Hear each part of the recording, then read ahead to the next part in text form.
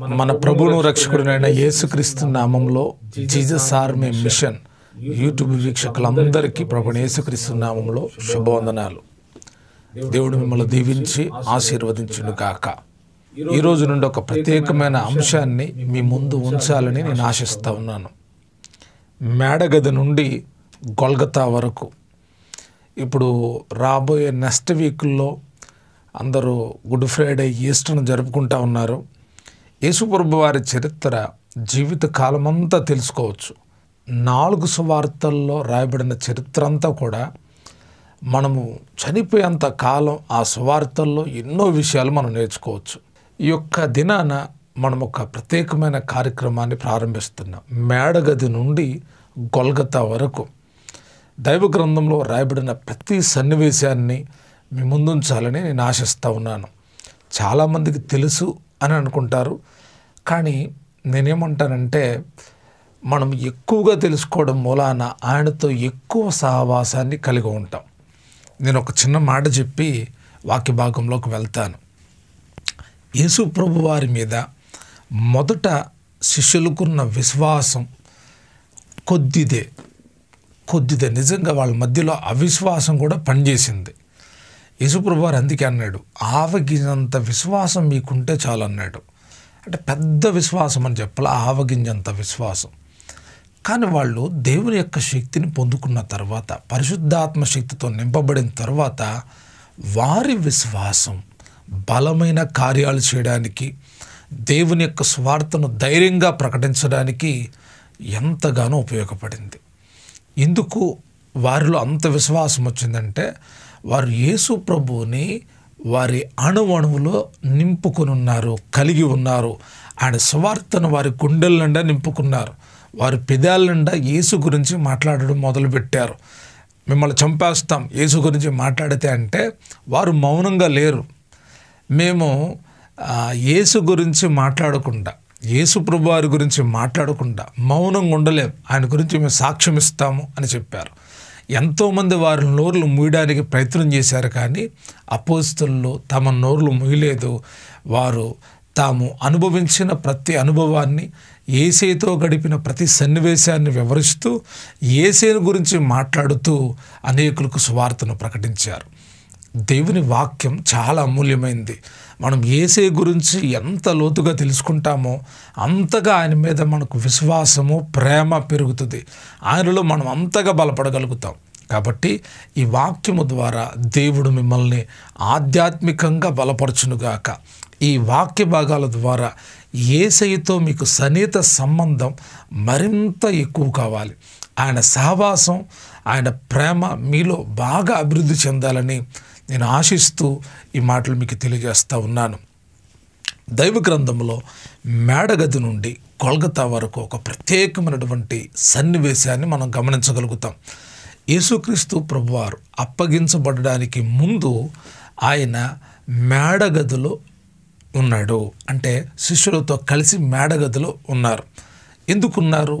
మేడగది దగ్గర నుండే ఆయన మరణం యొక్క అడుగులు ప్రారంభమైనాయి. మేడగది నుండే ఆయన యొక్క రక్తమును గురించిన విలువ అనేటువంటిది ప్రారంభమైంది. ఈ యొక్క భాగంలో మనం అన్ని విషయాలు మనం నేర్చుకోవట్లేదు, లాంగ్ అవుతుంది కాబట్టి వీడియో. కొన్ని విషయాలు నేను క్లుప్తంగా వివరిస్తాను. శ్రద్ధతో మీరు విని ఆధ్యాత్మికంగా బలపడాలి. మేడగది ఒక ప్రత్యేకమైనటువంటి గది. పస్కా పండుగ అనే పులియని రొట్టెల పండుగ సమీపించినప్పుడు యేసుప్రభు వారి శిష్యులు అడిగారు, అయ్యా పస్కాని ఎక్కడ సిద్ధం చేయమంటారు అని. అప్పుడు యేసయ్య చెప్పాడు, మీరు పలానా చోటకి వెళ్ళండి, అక్కడ ఒక వ్యక్తి కొండలో నీళ్లు మోసుకొని వెళ్తూ ఉంటాడు, అతన్ని మీరు వెంబడిస్తే అతనికి చెప్పండి, బోధకుడు పస్కాని సిద్ధం చేయడానికి గదిని సిద్ధం చేయమన్నాడని. అతడు మీకు సామాగ్రి కలిగిన ఒక గదిని మీకు చూపిస్తాడు, అక్కడ మీరు సిద్ధం చేయండి అని చెప్పాడు. యేసుక్రీస్తు ప్రభువారు వారితో చెప్పినట్టుగానే వారు వెళ్ళారు, ఆ మనిషిని కలిశారు. వారు ఆ పస్కా సిద్ధం చేయాల్సినటువంటి ఆ గదిలో వాళ్ళు నిలిచి పస్కాను సిద్ధపరిచింది.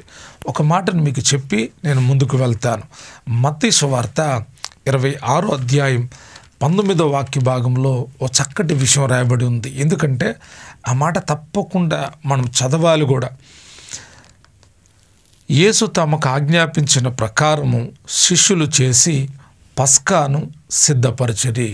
యేసు ప్రభువారు ఈ పస్కాను ఎలా సిద్ధం చేయాలో శిష్యులకు చెప్పాడు. పస్కాను ఎలా సిద్ధం చేయాలి? ధర్మశాస్త్ర ప్రకారం ఈ పస్కా బలి అనేది మొట్టమొదట ఐగుప్తులో ప్రారంభమైంది. జాగ్రత్తగా మీరు వినాలి, ప్రతిదీ హృదయంలో భద్రం చేసుకోండి. ధర్మశాస్త్ర ప్రకారం పాత నిబంధన గ్రంథములో పస్కా బలి అనేది ఎక్కడ ప్రారంభమైందంటే ఐగుప్తులో. ఇశ్రాయేలీలు ఐగుప్తీల మధ్యలో నివాసం చేసేటప్పుడు ఐగుప్తి నుండి వాళ్ళు వెడలిపోవడానికి సిద్ధమవుతున్న ఆ దినానికి ముందు వీళ్ళు పస్కా పశువును వధించారు. అది కూడా దేవుడు చాలా ఇన్స్ట్రక్షన్స్ చెప్పాడు. వాళ్ళు ఎలా వధించాలి, దాన్ని ఎలా వండుకోవాలి, దాన్ని ఎలా తినాలి, అది ఎంతవరకు ఎలాగ చేయాలనేది దేవుడు వాళ్ళకి స్పష్టమైనటువంటి ఆదేశాలు ఇచ్చాడు. ఒక కుటుంబానికి సరిపడినటువంటి ఆ పస్కా పశువును వాళ్ళు వధించాలి.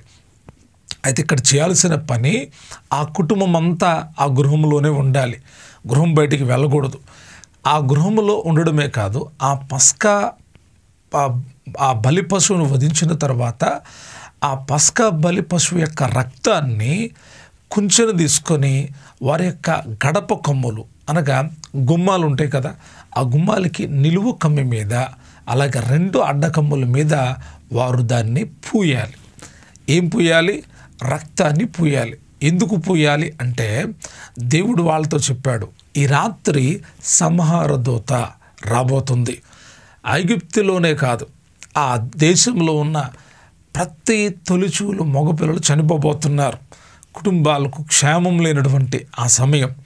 కాబట్టి మీ కుటుంబం, మీరు విమోచించబడబోతున్నారు. కాబట్టి మీరు ఇలాగూ చేయాలని ఇశ్రాయేలీలకి దేవుడు ఆదేశించాడు.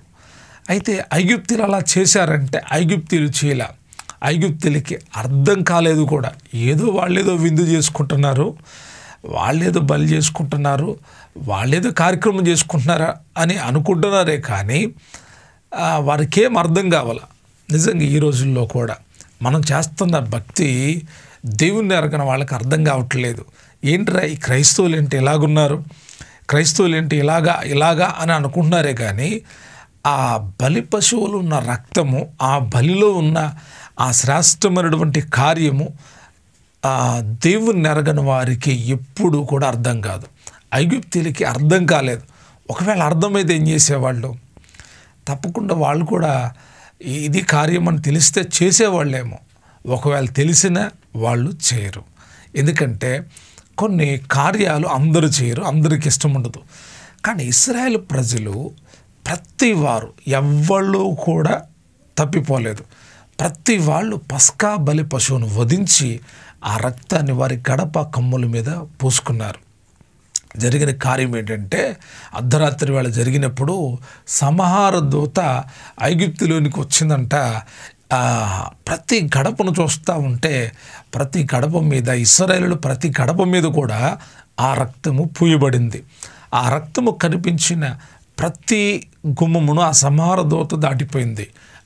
అయితే ఐగుప్తుల యొక్క గృహాల్లో ఆ రక్తము లేదు కనుక వారి యొక్క ప్రథమ సంతానం, ఐగుప్తుని పరిపాలించే రాజు యొక్క కుమారుడు సహితం చనిపోవడం జరిగింది.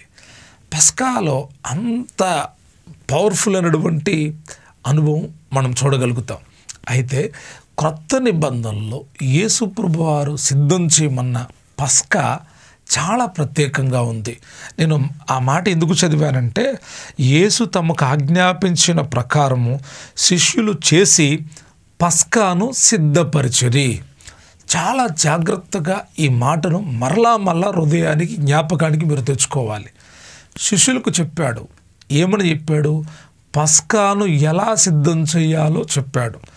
అక్కడ రాయబడి ఉన్న మాట, ఆజ్ఞాపించిన ప్రకారము శిష్యులు చేసి పస్కాను సిద్ధం చేశారు. దేవుడు మనకు ఏది చెప్పాడో దానిని సిద్ధం చేసే పనిలో ఎప్పుడు నిర్లక్ష్యత ఉండకూడదు. దేవుడు మీతో చెప్పాడా? ఈ పని చేయమని చెప్పాడా? ఆ పని విషయంలో ఆయన ఆజ్ఞాపించిన ప్రకారమే చేయాలి. ఈ మాటను చదువుతున్నప్పుడు పాత నిబంధనలో కొన్ని సందర్భాలు గుర్తొస్తాయి. మీకు గుర్తు చేస్తాను. నోవాహు గురించి మనము జ్ఞాపకానికి తెచ్చుకున్నప్పుడు, నోవాహు యెహోవా తనకు ఆజ్ఞాపించిన అంతటి చప్పున చేశాను అని ఉంటుంది. మోషే గారి గురించి చదువుతున్నప్పుడు, మోషే గారు దేవుడు తనతో చెప్పిన ప్రకారం చేశాడు అని రాయబడి ఉంటుంది. దేవుడు తమతో చెప్పిన ప్రకారం చేసిన వారందరి జీవితాల్లో ఓ ప్రత్యేకమైన అనుభవాలు ఉన్నాయి. దేవుడు తమతో చెప్పినట్లు చేసిన వారి జీవితాలు ఆశీర్వదించబడ్డాయి. చెప్పినట్లు చేసిన వారు దీవించబడ్డారు. లోతు కుటుంబానికి దేవుడు ఒక ఆజ్ఞ ఇచ్చాడు. ఇదిగో మీరు ప్రయాణమై వెళ్ళాలని చెప్పి ఒక మాట చెప్పాడు. మీలో ఎవ్వరు వెనుకకు తిరిగి చూడకూడదు. శబ్దాలు వినపడతాయి. భయంకరమైనటువంటి వేడు అక్కడికి వస్తుంది. అగ్నికందకాలు కురుతాయి. కానీ మిమ్మల్ని ఎవరో పిలుస్తారు, కానీ మీరు వెనుకకు తిరగకూడదు అని, ఒక వెనుకకు తిరగకూడదనే మాటలు ఇవన్నీ నేను చెప్తున్నాను. వెనుకకు తిరగొద్దు అని చెప్తే వారు ముందుకే ప్రయాణమయ్యారు. ప్రయాణమైనప్పుడు కుటుంబం అంతా ప్రయాణమయ్యారు, నలుగురు ప్రయాణమయ్యారు. కానీ అక్కడ మనం చదివితే లోతు భార్య వెనుకకు తిరిగి చూసిందంట. ఉప్పు స్తంభం అయిపోయింది. ప్రియదేవుని బిడ్డలారా, దేవుడు మనతో చెప్పిన ప్రకారం మనం చేస్తే మనకు ఆశీర్వాదం కలుగుతుంది. ఇక్కడ శిష్యులు యేసయ్య తమకు ఆజ్ఞాపించినట్టుగా పస్కాను సిద్ధం చేశారు. ఏం సిద్ధం చేయమని చెప్పాడు యేసయ్య? ఓ గొర్రె పిల్లను తీసుకురండి, పస్కా బలి చేయండి, మనం విందు చేసుకుందాము అని ఆయన చెప్పినట్టుగా మనకు అక్కడ కనపడదు. ఆయన చెప్పిన మాట, వారు రొట్టెను సిద్ధం చేయాలి, అలాగే ద్రాక్షరసం సిద్ధం చేయాలి. వారు ఎవరు కూడా మారు మాట అడగలేదు, వారు ఎదురు మాట్లాడలేదు. ప్రభా ఎందుకునైనా ఇది పస్కా అంటే అది కదా ఇది కదా అని చెప్పలా. ఆయన చెప్పినట్టుగా వాళ్ళు చేశారు. యేసు ప్రభు వారు 33.5 సంవత్సరాలు తన సేవా పరిచర్యలో ఈ పస్కా బలి పరిచర్య అనేటువంటిది జరిగించినట్టుగా మనకు కనపడదు. కానీ ఆయన చనిపోవడానికి, అప్పగించబడడానికి ఆ రాత్రి, ఆయన అప్పగించబడబోయే రాత్రి ముందు జరిగించినటువంటి కార్యం ఇది. ఆయన అప్పగించబడబోతున్నాడు. ఆ సమయానికి, ఆ గడియలకు ముందుగా ఈ పస్కాను వీరు సిద్ధం చేశారు. ఎలా సిద్ధం చేశారంటే యేసయ్య తమతో చెప్పినట్టుగా సిద్ధం చేశారు.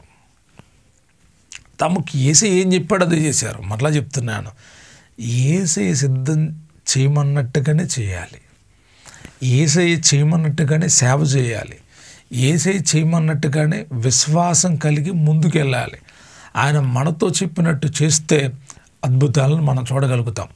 రైట్, ఈ మేడగదిలో జరిగిన కార్యాన్ని మనం నేర్చుకుంటున్నాం. పస్కా సిద్ధం చేయబడింది. ఇప్పుడు ఆ పస్కా విందుకి యేసు ప్రభువారితో 12 మంది అపోస్తలులు ఆ పస్కా విందును ఆచరించడానికి మేడగదిలోనికి వచ్చారు. పస్కా గురించి యేసుక్రీస్తు ప్రభువారు వారందరూ కూడినప్పుడు కొన్ని మాటలు ఆయన తెలియజేస్తూ ఉన్నాడు. ఒక్కసారి ఆ మాటను చదువుతున్నాడు, గమనించండి. లూకాసు వార్త 22వ అధ్యాయం 14-15 వచనాలు చదువుతున్నాను, మీరు గమనించండి. ఆ గడియ వచ్చినప్పుడు ఆయనతో కూడా అపోస్తలులు పంక్తిని కూర్చుండిరి. అప్పుడు ఆయన, నేను శ్రమ పడక మునుపు మీతో కూడా ఈ పస్కాను భుజింపవలనని మిక్కుల ఆశపడితిని. నేను శ్రమ పడక మునుపు ఈ పస్కాను భుజించాలి అని నేను మిక్కిలి ఆశపడితిని అని చెప్పి, అది దేవుని రాజ్యములో నెరవేరే వరకు ఇక ఎన్నడూను దాన్ని భుజింపనని మీతో చెప్పుచున్నానని వారితో చెప్పి అప్పుడు ఏం చేశాడు ఆయన? అక్కడ పిమ్మట ఆయన ఒక రొట్టెను పట్టుకొని కృతజ్ఞతాస్తుతులు చెల్లించి దానిని విరిచి వారికిచ్చి, ఇది మీ కొరకు ఇయ్యబడుచున్న నా శరీరము, నన్ను జ్ఞాపకం చేసుకున్నట్టుకై దీనిని చేయుడని చెప్పాను. ఆ ప్రకారమే భోజనమైన తర్వాత ఆయన గిన్నెయు పట్టుకొని, ఈ గిన్నె మీ కొరకు చిందింపబడుచున్న నా రక్తము వలనైన క్రొత్త నిబంధన అని యేసుక్రీస్తు ప్రభువారు వారికి రొట్టె ద్రాక్షారసాన్ని ఇవ్వడానికి ముందు ఈ మాటలు చెప్పాడు. నేను శ్రమ పడక మునుపు ఈ పస్కాను భుజించాలి, ఇలాగ చేయాలని నాకెంతో ఆశగా ఉంది అని చెప్తున్నాడు. ఎందుకు అంటే ఆ కార్యక్రమం ఆ రోజు ఆరంభించబడింది, ఇప్పటికీ అది కొనసాగుతూనే ఉంది.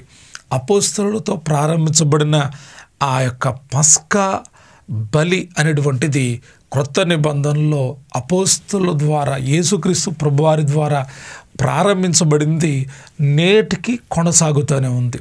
నేటికి క్రీస్తు రక్తంలో కడగబడిన క్రైస్తవులందరూ కూడా ఈ పస్కా విందును ఆచరిస్తూ ఉన్నారు. అనగా రొట్టె ద్రాక్షారసంను తీసుకుంటూ ఉన్నారు. ఎందుకు యేసుక్రీస్తు ప్రభువారు ఈ రొట్టె ద్రాక్షారసంను వారిని తీసుకోమని చెప్పాడంటే, మీరు నన్ను జ్ఞాపకం చేసుకున్నట్టుకై దీనిని చేయండి, మీరు నన్ను జ్ఞాపకం చేసుకోవడానికి దీన్ని చేయండి. ఎందుకు ఈ మాట చెప్పాడంటే, జ్ఞాపకానికి ఎందుకు తెచ్చుకోవాలి? ఇంకా ఆయన శ్రమపడలేదు, ఇంకా ఆయన సిలువ వేయబడలేదు, ఇంకా ఆయన అప్పగించబడలేదు. అయితే ఆయన అప్పగించబడక మునిపి అంటున్నాడు, మీరు నన్ను జ్ఞాపకం చేసుకున్నట్టుకై. మనము ఆయన చనిపోయిన తరువాత, ఆయన తిరిగి లేచిన తరువాత, ఆయన ఆరోహణుడైన తరువాత నుండి, అనగా మన కాలం వచ్చింది ఇప్పటికీ, మనం ఇప్పుడు కూడా ఆయన శరీరాన్ని రక్తాన్ని మనం తీసుకుంటున్నాం. ఎందుకు? ఆయనను జ్ఞాపకం చేసుకునడానికి. ఆయన మరణాన్ని జ్ఞాపకం చేసుకోవడం గురించి ఆయన ముందు చెప్పలా, కానీ ఆయనను జ్ఞాపకం చేసుకోవాలి. యేసేను జ్ఞాపకం చేసుకుంటే ఏం జ్ఞాపకం చేసుకుంటాం చెప్పండి? ఒక మనిషిని నిత్య జ్ఞాపకం ఉంచుకోవాలి అంటే ఆ మనిషి గురించి ఎక్కువ ఆలోచన చేయాలి, ఆ మనిషి గురించి ఎక్కువ తపన కలిగి ఉండాలి, ఆయన గురించిన వాంఛ మనం కలిగి ఉండాలి కదా. శిష్యులకు చెప్పాడు, మీరు నన్ను జ్ఞాపకం చేసుకున్నట్టుకై దీనిని చేయండి. ఈరోజు కూడా మనం కూడా ప్రభు శరీరాన్ని రక్తాన్ని పుచ్చుకుంటున్నాం. మనం ఎవరిని జ్ఞాపకం చేసుకోవడానికి చేస్తున్నాం అంటే యేసుక్రీస్తు ప్రభువాన్ని జ్ఞాపకానికి తెచ్చుకుంటున్నాం. కేవలం ఆ శరీరం రక్తాన్ని పుచ్చుకుంటున్నప్పుడేనా అంటే జ్ఞాపకం చేసుకుంటాం, రోజు ఆయన జ్ఞాపకం చేసుకుంటాం. కొందరు ప్రతిరోజు ఆయన శిలువ మరణ పునరుద్ధానాలు జ్ఞాపకం చేసుకుంటారు. కొందరు ఈ యొక్క బలలో చేతులు ఉంచుతున్నప్పుడు తప్పకుండా జ్ఞాపకాన్ని తెచ్చుకుంటారు. యేసే ఎప్పుడు నిరంతరం మన జ్ఞాపకాల్లో ఉండేటువంటి వాడే. నన్ను జ్ఞాపకం చేసుకోండి అంటే చాలామంది మర్చిపోతారు. ఒకరోజు ఒక అతనికి ఫోన్ చేశా, ఏందయ్యా ఈరోజు బలార్దన కదా, ఎందుకు రాలేదు అంటే, అయ్యో ఈరోజు బలార్దన గుర్తు లేదన్నా. ఏం లేదంట, గుర్తు లేదు. యేసేకి తెలుసు. అందుకే నన్ను జ్ఞాపకం చేసుకున్నట్టుకై. ఆయన నిజంగా నీకు జ్ఞాపకం ఉంటే ఆయన శరీరాన్ని రక్తాన్ని విడిచిపెట్టాం. మేడగదిలో జరుగుతున్న సంభవం, ఆయన శరీరము రక్తము ఇవ్వబడింది. ఆయన అన్నాడు, నేను శ్రమ పడక మునుపు మీతో కూడా ఈ పస్కాను భుజింపవాలని మిక్కిలి ఆశపడుతుంది. ఎందుకు ఆయన అంత ఆశపడ్డాడంటే, క్రొత్త నిబంధనలో ఈ కార్యక్రమం నూతనమైన పస్కాగా మనకు కనపడుతుంది. ఆత్మ సంబంధులైన వాళ్ళకి ఈ పస్కా యేసు యొక్క మరణ పునరుద్ధానాల బలాన్ని అనుగ్రహించేటువంటిదై ఉంది. ఆయన అంటాడు, ఇది నా రక్తము వలనైన క్రొత్త నిబంధన రక్తం, ఇది క్రొత్త నిబంధన రక్తం. ఆయన అంటాడు, నా తండ్రి రాజ్యములో మీతో కూడా నేను ఈ ద్రాక్షారసము క్రొత్తదిగా త్రాగు దినం వరకు ఇకను దాన్ని త్రాగనని మీతో చెప్పుచున్నాను. అంటే ఇక నాది ఎండ్ అయిపోయింది, చివరిలో ఉన్నానని యేసే వాళ్ళకి ఆ మేడగదిలో ఒక చక్కటి సూచన వాళ్ళకి ఇస్తూ ఉన్నాడు. ఈ కార్యక్రమం జరిగింది మేడగదిలో. వారు ప్రభు యొక్క శరీరాన్ని రక్తాన్ని తీసుకున్నారు. అయితే అక్కడ యేసయ్య ఆ రక్తం అది పుచ్చుకున్న తర్వాత ఒక మాట అంటాడు. ఏమంటాడంటే, ఇదిగో నన్ను అప్పగించువాని చెయ్యి నాతో కూడా నా బల్ల మీద ఉన్నది. అందుకే మనం ప్రభు బల్ల అంటాం. నన్ను అప్పగించువాని చెయ్యి నాతో కూడా ఈ బల్ల మీద ఉన్నది. అంటే ఆయన అప్పగించేవాని చెయ్యి అక్కడున్న అతను కూడా రొట్టెను ద్రాక్షారసాన్ని ఇచ్చాడా? అతడు తీసుకున్నాడా అంటే అవును. మనకు తెలుసు, యూదా ఇస్కరియోతు ఆయనను అప్పగించడానికి ఆల్రెడీ ప్రధాన యాజకులతో పొత్తు పెట్టుకొని ధనం విషయంలో లోబడిపోయి అప్పటి వరకు బాగానే ఉన్నాడండి. అప్పటి వరకు బాగానే ఉన్నాడు. ఆ యొక్క పస్కా విందుకి యేసు ప్రభువారు అప్పగించబడాలనేది ఒక ప్రవచనం. అది నెరవేర్చబడడానికి యోధ తప్పిపోయాడు, యోధ లోబడిపోయాడు. ఆ ప్రవచనం అతని మీద నెరవేర్చబడింది. యేసయ్య అంటున్నాడు, ఇదిగో నన్ను అప్పగించు వారి చెయ్యి నాతో కూడా బల మీద ఉంది, నిర్ణయింపబడిన ప్రకారం మనుష్య కుమారుడు పోవుచున్నాడు, కానీ ఆయన ఎవరి చేత అప్పగించబడుచున్నాడో ఆ మనుషునికి శ్రమ అని చెప్పి వారు ఈ పనిని చేయబడ ఎవడో అని తమలో తాము అనుకొన సాగిరి. తొక్కుపడతా అంటున్నారు, ప్రభా నేనా నేనా నేనా అని ఎవరికి వాళ్ళు యేసయ్యని అడుగుతూ ఉన్నారు. యోధ ఇలా అంటాడు, నేనా ప్రభా అంటే యేసయ్యనాడు నువ్వే నువ్వే. యోధాకు తెలుసు. అప్పుడు కూడా యోధ మార్పు చెందలేదు, ఇస్కరియోతు యోధ మార్పు చెందలేదు. చాలా సందర్భాలు దేవుడు మనతో మాట్లాడినా ఒప్పుకునే వాళ్ళు ఎంతమంది చెప్పండి? ఆయన అంటాడు, ఇదిగో ఎవరి చేత అప్పగించబడుచున్నాడో ఆ మనుషునికి శ్రమ. ఇక తప్పించుకోలేరు. అప్పగించబడతాడు. ఎవరి ద్వారా అప్పగించబడుతున్నాడో ఆ మనుషులకు శ్రమ. ఈరోజు కూడా మనం గమనించాలి. పరిశుద్ధులు అప్పగించబడుతున్నారు, నీతిమంతులు అప్పగించబడుతున్నారు, దేవునికి అతి సన్నిహితంగా ఉండే వాళ్ళు అప్పగించబడుతున్నారు. నేను అంటాను, ఎవరు వారిని మరణానికి అప్పగిస్తారో వారికి శ్రమ. దాని నుండి వాళ్ళు తప్పించుకోలేరు. యోధ ఇస్కరియోతు పొట్ట పగిలి చచ్చిపోయాడు. ఎందుకంటే ఆ ప్రవచనం చెప్పింది యేసయ్య, ఆ మనుషునికి శ్రమ. ఈ సంభవం అంతా మేడగదిలో జరుగుతుంది. మనం అనుకుంటే ఇదే జరిగింది అనుకుంటాం. మరొక సన్నివేశాన్ని చెప్పి మరొక చోటికి నేను మిమ్మల్ని తీసుకొని వెళ్తాను. ఆ మేడగదిలో నేనా ప్రభా అన్నారు, అయిపోయింది. ఆ తర్వాత జరిగింది ఏంటంటే అక్కడ వివాదము పుట్టింది. ఎక్కడ? మేడగదిలోనే. వారప్పుడే యేసుప్రభు వారి రక్తాన్ని తీసుకున్నారు, యేసుప్రభు వారి శరీరాన్ని కూడా తీసుకున్నారు. యేసే వాళ్ళు ఎదుటున్నాడు. ఆయన ఎదుట ఉండంగానే ఆయన అన్నాడు, ఇలా జరుగుతుంది, నేను అప్పగించబడతానని చెప్పాడు. ఎవరు అప్పగిస్తారు? వాళ్ళకి శ్రమ అన్నాడు. నేనా అన్నారు. ఇదంతా జరిగిన తర్వాత జరిగిన కార్యం ఏంటంటే మేడగదిలోనే వివాదము మొదలైంది. ఏంటి ఆ వివాదం అంటే చదువుతున్నాను, గమనించండి. లూకా సువార్త 22వ అధ్యాయం 24వ వచనం. తమలో ఎవడు గొప్పవాడుగా ఎంచబడును అనుకుని వివాదము వారిలో పుట్టగా ఆయన వారితో ఇట్లనెను. ఎవరు గొప్పవాళ్ళు అనే వివాదం వచ్చింది. ఇది చాలా దురదృష్టకరమైనటువంటి విషయం. చాలాసార్లు మనం గమనించం, కానీ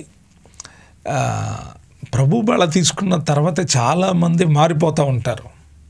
ఏదో గొప్ప ఫీలింగ్ వచ్చేస్తుంది వాళ్ళకి. ఆ ముక్క పుచ్చుకొనగానే సాతాను వాళ్ళలో ప్రవేశించినని యోహాను సువార్తలో రాయబడి ఉంటుంది. ఎవరిలో? యోధ ఇస్కరియోతులో. మరి వీళ్ళు ఎలాగుండాలి? యోధ ఇస్కరియోతు అప్పగిస్తున్నాడు. అప్పగించడానికి ఇక అది సిద్ధమైపోయింది. కానీ ఉండేవాళ్ళు అక్కడే ఉన్నారు. అప్పుడు వాళ్ళు అంటారు, ఎవరికాళ్ళు నేను గొప్ప అని అనుకుంటున్నారు. అయితే వారికి నేను గొప్ప అనుకున్న వాళ్ళకి యేసయ్య వారికి ఒక సందేశాన్ని ఇస్తున్నాడు. నేను చదువుతున్నాను, అర్థం చేసుకోవడానికి ప్రయత్నం చేయండి. ఆయన వారితో ఇట్లనెను, అన్యజనములలో రాజులు వారి మీద ప్రభుత్వం చేయుదురు, వారి మీద అధికారం చేయవారు ఉపకారులు అనబడతారు. మీరైతే అలాగూ ఉండరాదు. బాగా వింటున్నారా? లోకానికి ఆత్మీయతకు చాలా వ్యత్యాసం ఉంది. లోకములో ఉన్న రీతిగా ఆత్మీయులు ఉండకూడదు. లోకములో ఉన్న అధికార దాహం ఏదైతే ఉందో అది ఆత్మీయుల్లో ఉండకూడదు. యేసే చెప్తుంది అదే.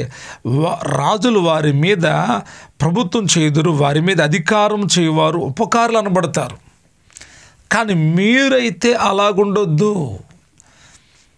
చూడండి, చాలామంది గౌరవంగా ఉంటారు. లోక అధికారులు, లోకాన్ని పరిపాలన చేసేవాళ్ళు, ప్రభుత్వం చేసేవాళ్ళు చాలా గొప్పవాళ్ళే కంచబడతారు.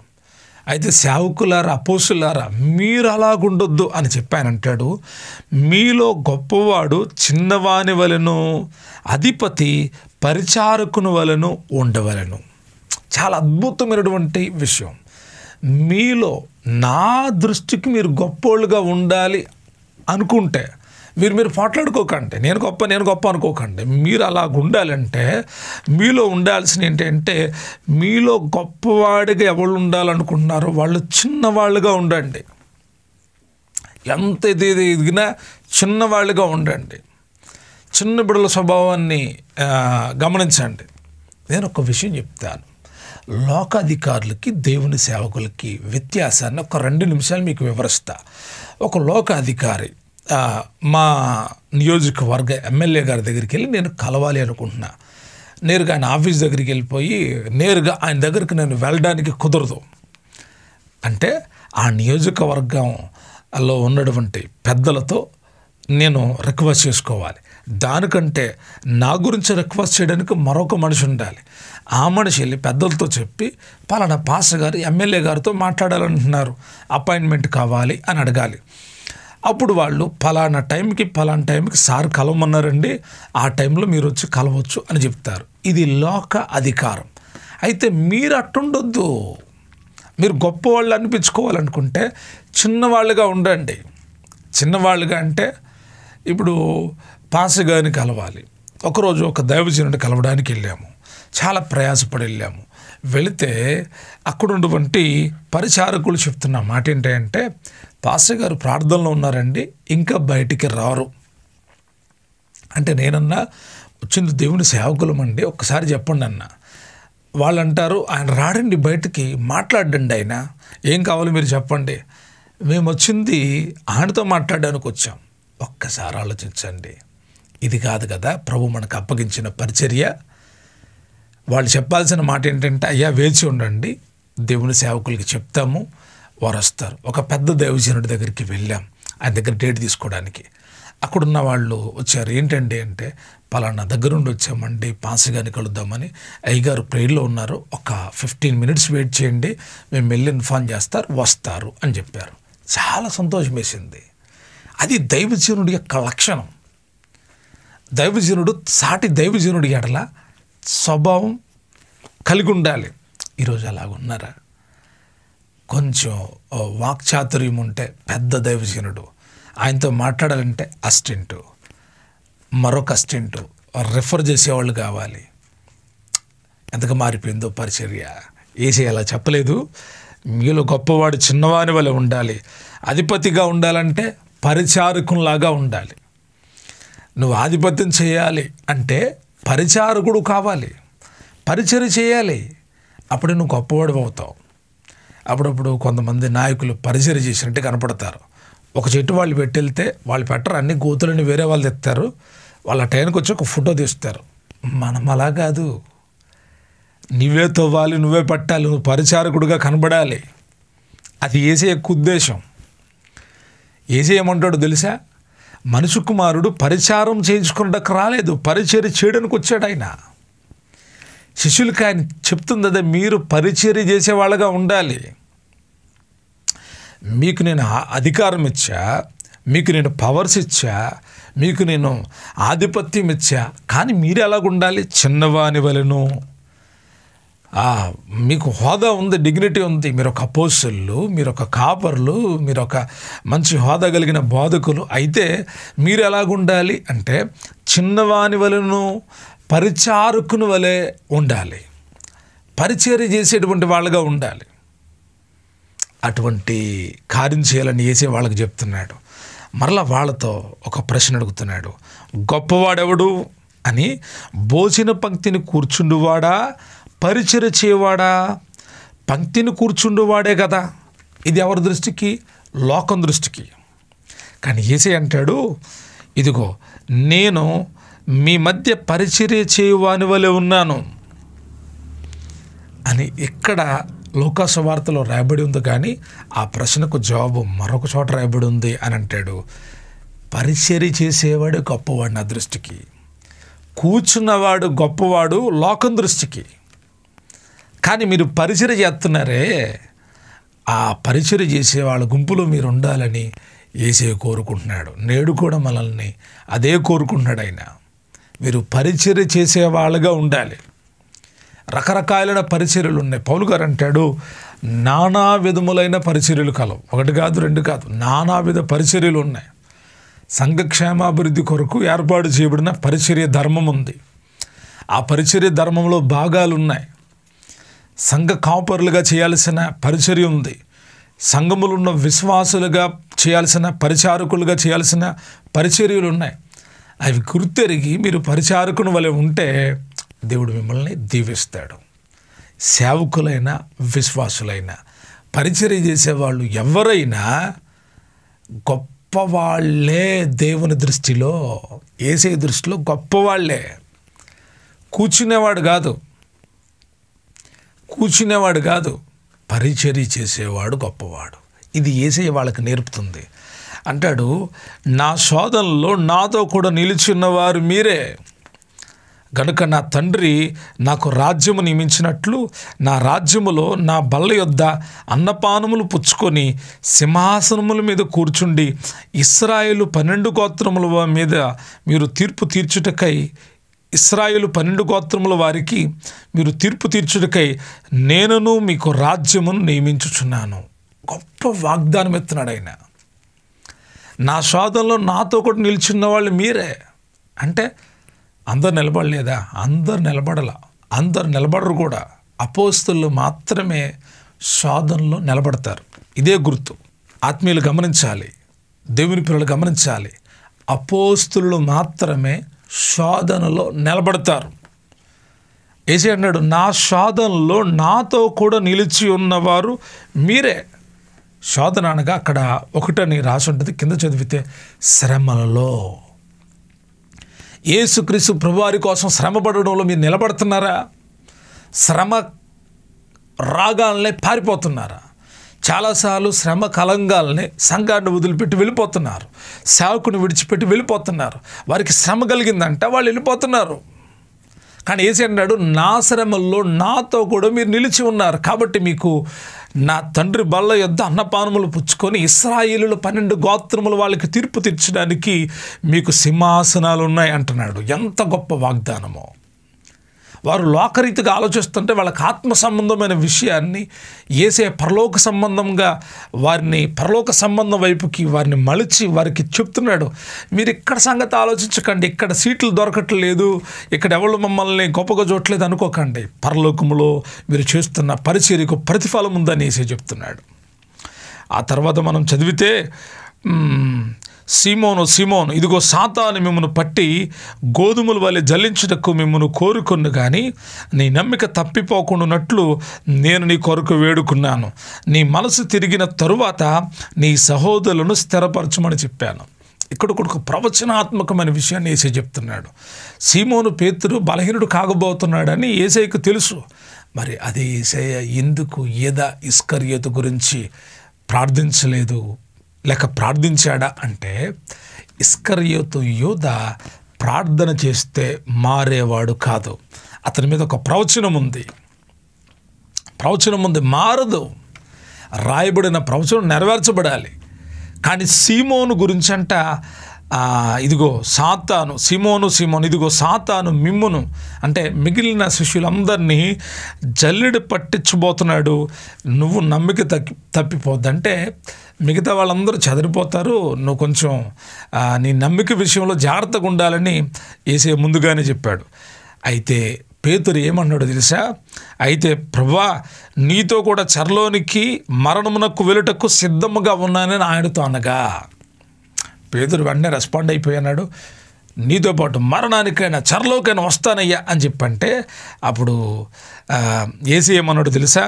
పేతురు, నీవు నన్ను నెరగవని ముమ్మారు చెప్పు వరకు నేడు కోయకూడదని నీతో చెప్పుచాను నన్ను. ఏది చెప్పాడు అది జరుగుద్దండి.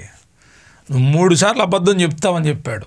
ఈరోజే తెల్లారబోయే ముందు నువ్వు 3 సార్లు అబద్ధం ఆడతావు. పేతురుకి తెలుసా 3 సార్లు అబద్ధం ఆడతాడని? పేతురు అంత కాన్ఫిడెంట్గా ఉన్నాడంటే, నేను మరణానికైనా వస్తా, చెరలోకైనా నీతో పాటు ఎవడు పట్టుకుంటాడు, నేను కూడా వస్తాను, నీతో చస్తే నీతో కూడా చస్తానన్న పేతురుతో యేసు చెప్తున్నాడు. నువ్వు తెల్లారేటప్పటికి, ఈ రాత్రి తెల్లారే ముందుగానే కోడి కూయక ముందు ఎన్నిసార్లు అబద్ధం ఆడతావు? 3 సార్లు అబద్ధం ఆడతావని యేసు చెప్పాడు. చెప్పినట్టుగానే జరిగింది. అక్కడితో ఆయన సందేశాన్ని ఆపలేదు. ఆయన శిష్యులకు చెప్తున్నాడు, మరి ఆయన సంచియో జోలియో చెప్పును లేకుండా నేను మిమ్మల్ని పంపినప్పుడు మీకేమైనా తక్కువ అయినా అని వారిని అడిగినప్పుడు వారు ఏమీ తక్కువ కాలేదు అనిది. అయితే అందుకైన ఇప్పుడైతే సంచి గలవాడు సంచియు జూలియు తీసుకొని పోవలను, కత్తి లేనివాడు తన బట్టను అమ్మి కత్తి కొనుక్కొనవలను అని చెప్పి ఆయన అక్రమకారుల్లో ఒకడిగా ఎంచబడిను అని వ్రాయబడిన ప్రకారం వ్రాయబడిన మాట నా యందు నెరవేరవలసి ఉన్నది. ఎలా అనగా నన్ను గూర్చి ఈయన సంగతి సమాప్తమవుచున్నదని మీతో చెప్పుచున్నానే. నేను ఓ చక్కటి ఉపదేశం యేసయ్య మేడగది మీద వీరికి తెలియజేస్తూ ఉన్నాడు. ప్రియమైన దేవుని బిడ్డలారా, ఈ యొక్క సమయంలో మనము మేడగది అనుభవాన్ని నేర్చుకుంటున్నాం. మేడగదిలో యేసయ్య చేసిన బోధ చాలా అద్భుతమైనటువంటి బోధ.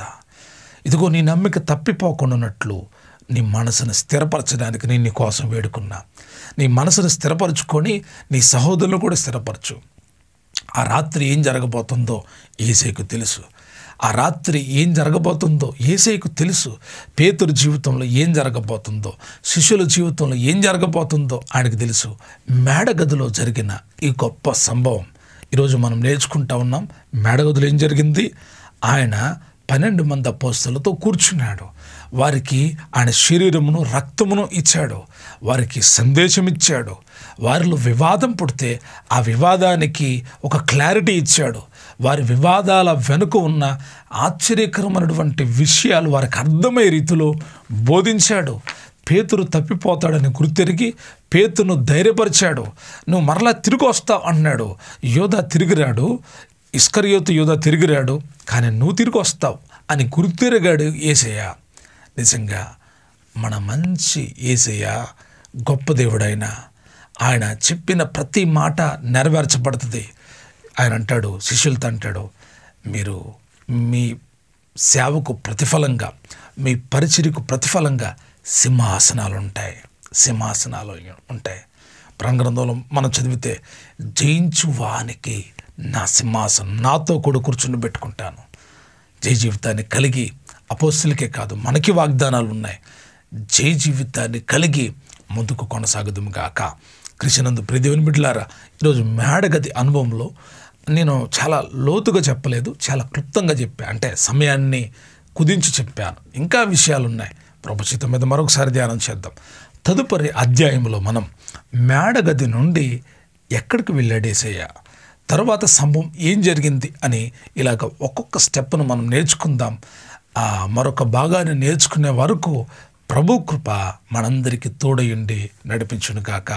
Thank you. God bless you. దేవుడు మిమ్మల్ని దీవించును గాక.